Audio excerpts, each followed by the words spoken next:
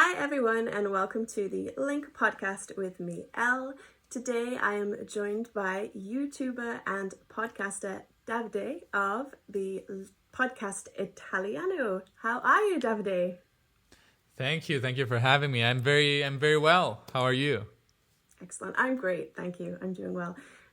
So you're joining us today from Italy. Whereabouts in Italy are you?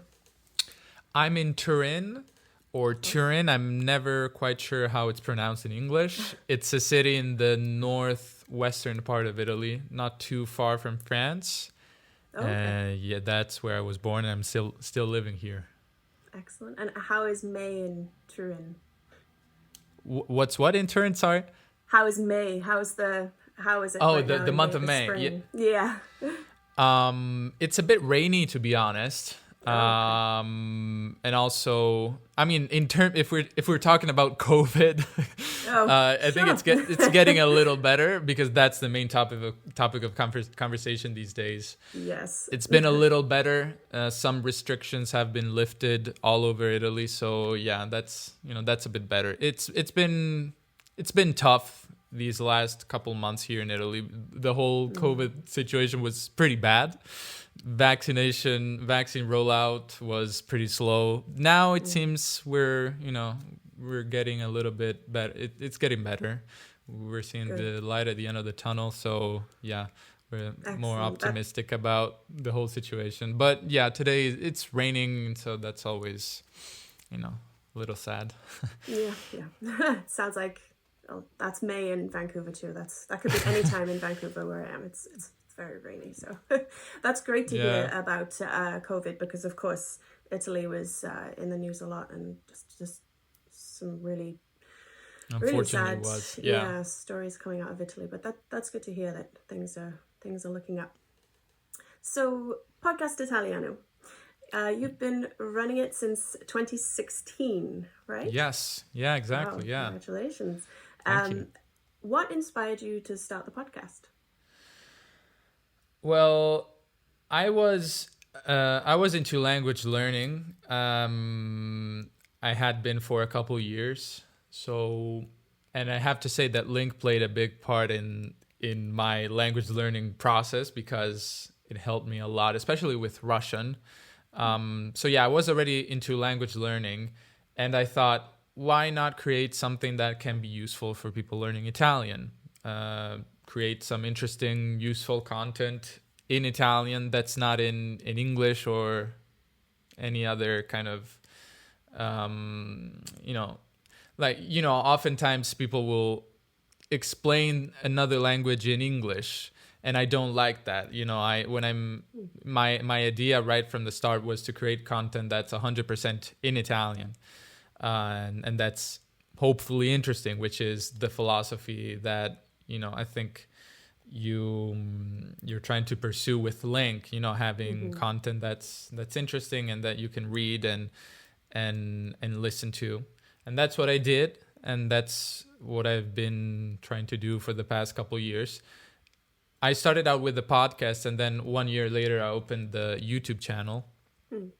And I would say nowadays I'm more focused on the YouTube channel, which is called Podcast Italiano, because that's, the podcast came first, so the name stuck on the YouTube channel as well. But yeah, so I guess I'm probably more focused on the YouTube channel now. But yeah, I'm still making lots of content, and yeah, hopefully people find it interesting.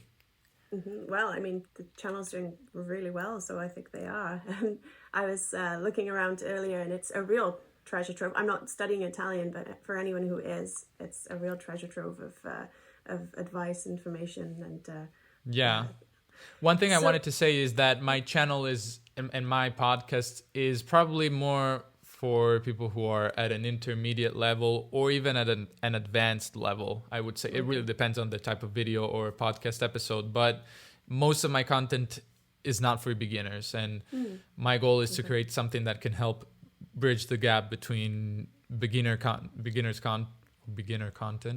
and something that's for native speakers. So 100% authentic content.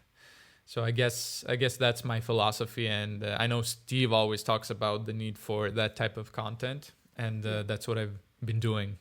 Mm-hmm. What would you say to someone who's just starting out in Italian? Then, are there any resources that you think are great for beginners that then they can start with and then move on to your content? Good question. I'm not sure actually what I would use if I were starting out with Italian. I know there's a book called L'Italiano secondo il metodo natura, Italian by the nature method, which is pretty old, but I think it's pretty good because it's this idea of learning Italian with just by pure input, listening and reading, a little bit like what you do with LingQ, which of course is also a great place if you're looking for content with your mini story. Mini stories and all. It's a little bit like that actually. It's a little bit like mini stories with audio, but it was done in the 60s, I think, and it's all up on YouTube for free. So that's something you could use, but I don't know actually where people start when they want to start out with learning Italian. I don't know. There's a lot of YouTube channels that are great for people who have an intermediate level, but it really depends where you're coming from in terms of your languages. Which languages do you know? Right. Because like if you already know Spanish, you can understand most of my videos actually, even if they're targeted at intermediate or advanced learners. You can understand most of it, or at least that's what I hear from Spanish speakers. They write in the comments, I understand, I don't know why, but I can understand almost everything you're talking about.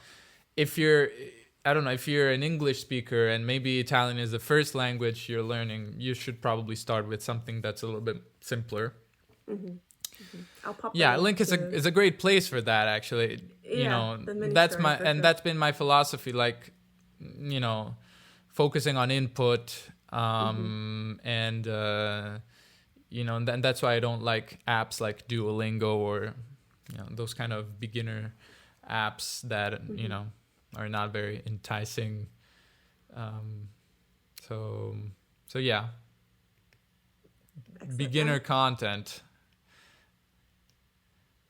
And what about you get so much engagement on your channel and in comments on your podcast. What are some of the issues that kind of jump out at you that people are having with Italian? What are some of the common difficulties?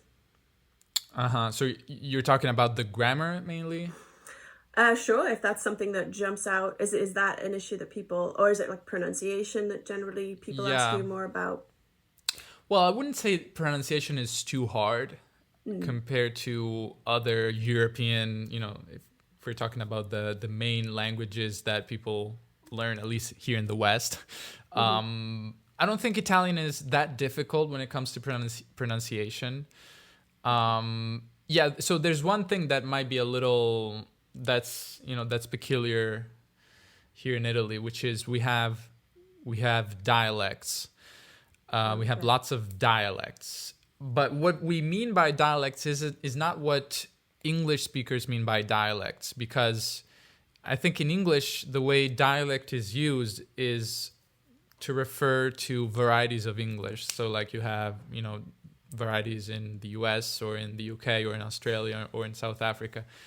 In Italy, we have a lot of sister languages to it. So languages that were born from Latin and that developed alongside Italian.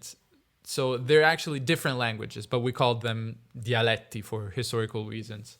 And so people are often afraid that they will go to, Sicily, and people will speak Sicilian to them, and they will not understand. I don't think it's that big of an issue these days, because everybody in Italy speaks Italian, or standard Italian, if you will.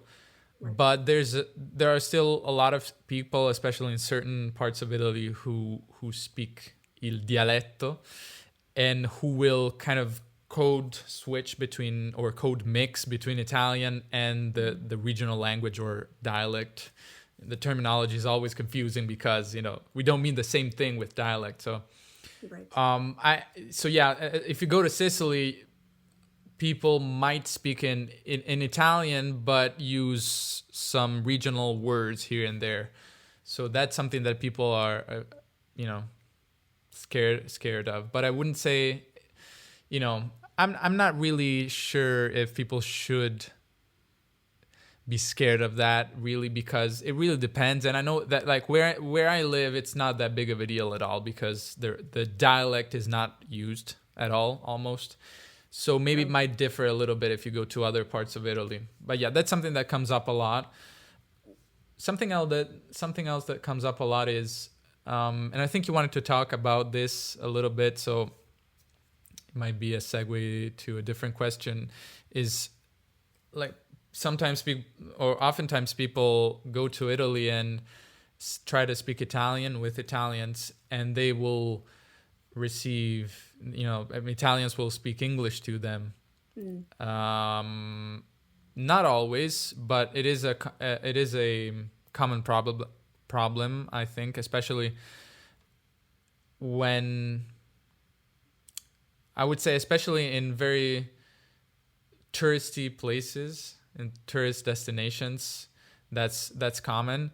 And also, especially if you have a very strong accent and you come to Italy and you try to speak Italian, and it's very clear that, you're from, I don't know, the US or the UK. Sometimes you might run against that problem of Italians answering replying in English, maybe because they want to practice English. Yeah. For sure. So getting Italians to speak Italian with you and not English. Yeah.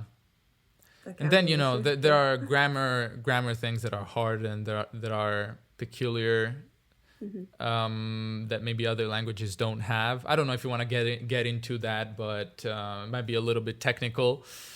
Sure. Maybe just one. So there are two.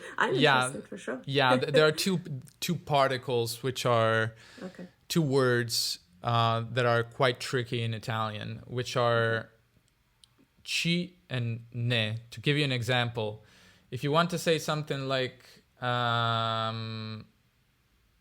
so if you want to say, what do you think about this? In Italian, you're going to say che, which is what, ne, which is about this in one word, and pensi, which is think. Che ne pensi? So this ne particle alongside with ci is complicated because it's like a substitute for certain preposition. So in English, you might say what do you think about or of this? It's like if instead of saying about this, you would have another word that would substitute about this. So because we can say about this as well. Pensare, penso di questo. Penso di questa cosa. Che cosa pensi di questo? What do you think about this? But you can also say che ne pensi. So it's like a pronoun of a preposition. So instead of the full preposition, you're using this weaker form, if you will. Didn't do a very good job of explaining what it is, but that's something that you don't have in Spanish, that you have in French, actually. If you know French, by the way, I think you're learning French, right? Or you mentioned so. Yeah, you have the same thing in French because you have en and i. Right. So i is ci and en is ne. So that's the same thing that you have in French, which is pretty tricky if you're learning French too. Right. So again, it depends on what, like you mentioned before, a language you're coming from. Yeah, exactly. Exactly. What if you know French, if you know French, that's pretty easy. J'en pense, I think you would say in French. Pensar to think of something. I'm not sure actually if that's how you would say it, but or j'y vais, so I'm going there. Ci vado, so that's a pretty easy thing to like. It's a one-to-one correspondence. Excellent. To go back to what you said there about Italians responding in English, generally speaking, is that then, and you mentioned because maybe they want to practice their English, as roughly how many people in Italy speak English? Is it the majority? I have actually no idea. I've actually never been to Italy. Yeah, I think the majority speak English, but not very well. We speak it very, very badly in general, I would say. Okay. So yeah, I would say actually what I said earlier, I think it really depends on where you go, because like if you're going to Florence, Rome, the most popular cities, of course, a lot of people want to speak English there. They're used to hearing English all the time. If you're going to a smaller town, then you're probably going to have a much easier time finding people who don't know English at all or speak it very, very poorly. Okay. We're no Scandinavia in that regard. Like our English is pretty bad in general. It's a little bit like France. No offense to French people, but like we're not good. We're not good with English. We're not good at speaking English in general. So, but still, if you go to places that are very common tourist destinations, that might happen. But still, I would say that in general, Italians are surprised when foreigners learn Italian, because we have this idea, maybe it's like an inferior. How would you say in English? Inferiority complex. Inferiority complex. Yeah, exactly. Yeah, okay. yeah. Huh. So like Italians will go, oh, why are you learning Italian? You don't need to know Italian. It's like, nobody speaks Italian. And then you have the opposite thing where people will think, Italian is the best language. It's the most beautiful language, like this super patriotic thing. Or even people will say Italian is the most difficult language in the world. It's incredibly difficult, which of course it's not. It's a very kind of limited view of world languages.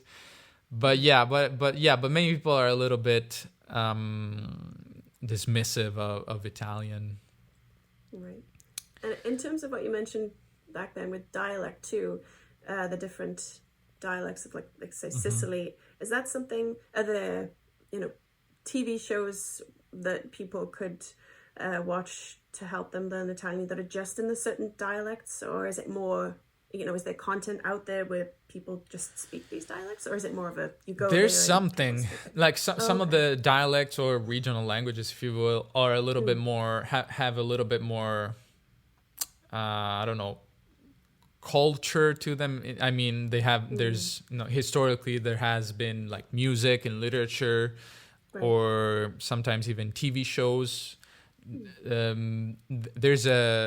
have been a couple popular TV shows in Napoletano or Neapolitan. So, and one of them has been popular, has become popular in the US, I believe, which is My Brilliant Friend, which is a co-production between our main state TV show and HBO. So, and that's almost entirely in the Neapolitan dialect or language.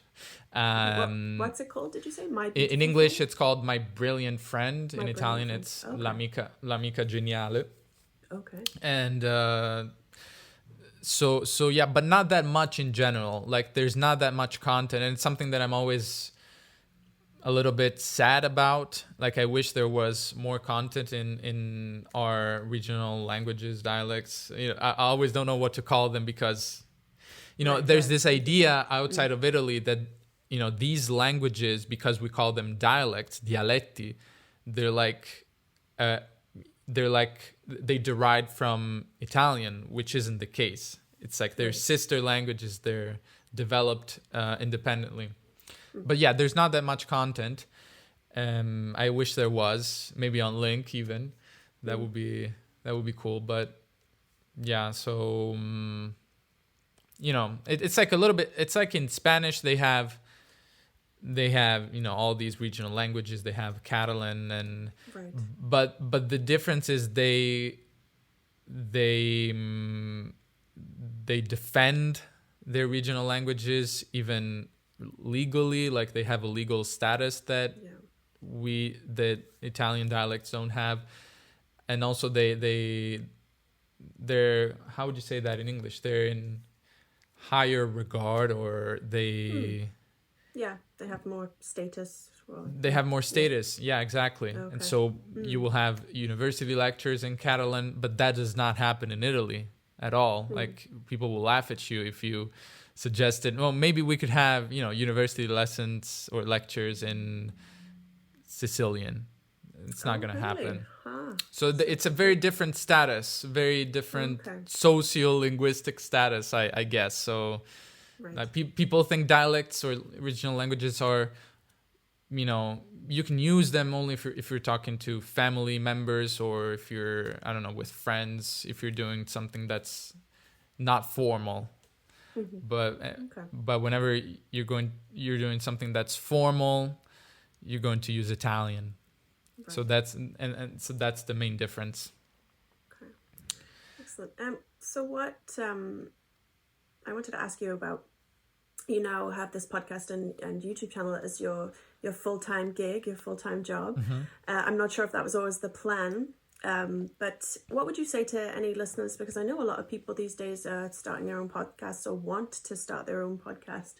Do you have any advice for anyone listening who might think, I want to give this whole podcast thing a try? Sure. Well, I think you should first be a consumer of language learning content.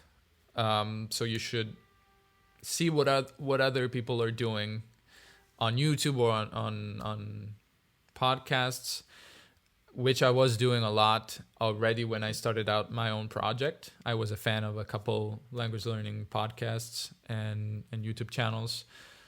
And then, I don't know, I think you should make content that's interesting. That's the main thing. It should be interesting. It should be, I believe it should be in the language you're teaching. So it shouldn't be in English, but of course, not everyone will agree with that, because there are channels that are entirely in English for learning X, this or that language. But so it should be interesting. It should be in the language you're teaching. What else? Having transcripts is something that is really important, I think. And with the link, of course, you know how important it is to have a transcript of what you're listening to. So at first, it's not going to be the most fun part of the job, like to transcribe what you're saying. But that depends on whether you're talking off the cuff and then you're transcribing everything later, or if you have a script. So that's something that if you have a script, of course, you don't have to transcribe everything, which is probably the worst part of tedious. There are apps you can use these days, thankfully. But but still you still have to do some work to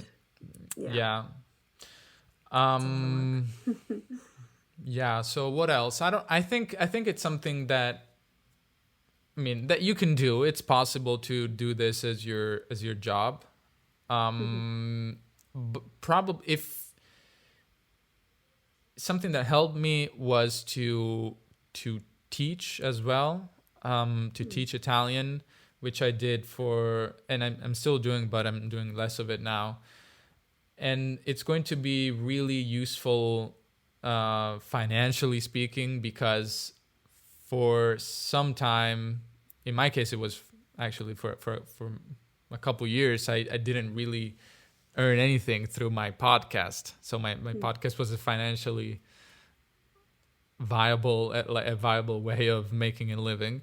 But I was teaching Italian on italki first, and then privately, and that was really helpful, because if I didn't have, or although I didn't have that many followers or listeners, I still had plenty of students who wanted to work with me. So even if you only have, let's say, 1,000 people who listen to your podcast, but like, I don't know, 1% of those people want to practice the language you're teaching with you, that's still going to be like, I think 10 people, right? 1% is, if it's more than that, if it's 5%, it's 50 people. So that's a lot of people. So even if you don't have a super huge audience, you can still find a lot of people who want to learn with you, and that's probably the easiest way of making money, I think, right. With through like the audience that you have built. Mm-hmm. I don't know if that makes sense. So yeah, that makes sense. So like sure. you can have an audience, and then you can find people who want to be your clients, if mm-hmm. that makes sense. And then of course you can find other ways of making making money with a podcast or a YouTube channel.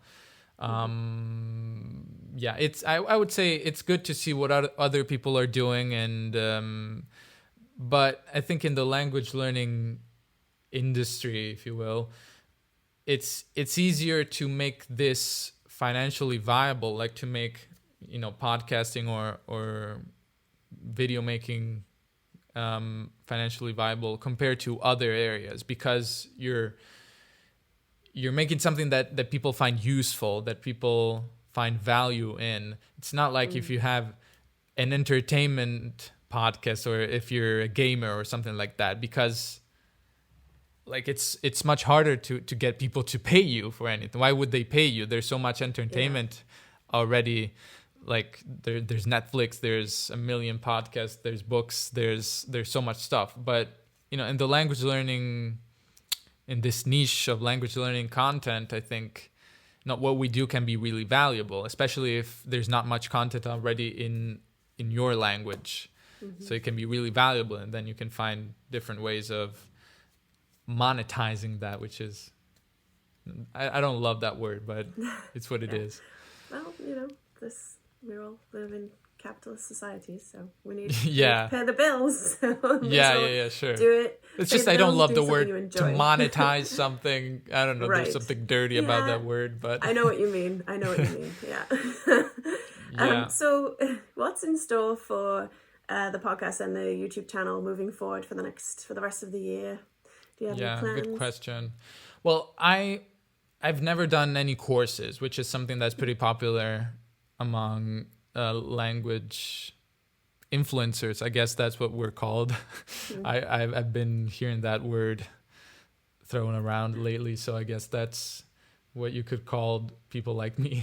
So courses are a pretty popular thing, and I've never made any courses, and I would like to make one in the future. I have this idea of making a course about pronunciation, which is something I'm interested in. But we'll see. I'm still early in the process, so I don't know how long it's going to take me. Probably a long time, longer than I think. But that's something I would like. Yeah. So that's one thing. Actually, I don't know what else I want to do. I'm focusing on my YouTube channel a lot. I would say the course is something I would like to to work on. Excellent. Well, anyone who is interested in checking out your content, I'm going to pop the link to your website, your podcast, and also your YouTube channel. So anyone learning Italian or interested in maybe starting to learn Italian, definitely check out Davide. And we'll keep our eyes peeled for your course, your pronunciation course. No pressure, but now that you've said it. Well, I've talked about it, but talking about something and actually doing something is not the same thing. Two very different things for sure. Yeah. Well, thank you so much for joining me today, Davide. It's been an excellent chat. And best of luck with Podcast Italiano. Thank you. Thank you for having me. Thank you. Bye. Bye bye.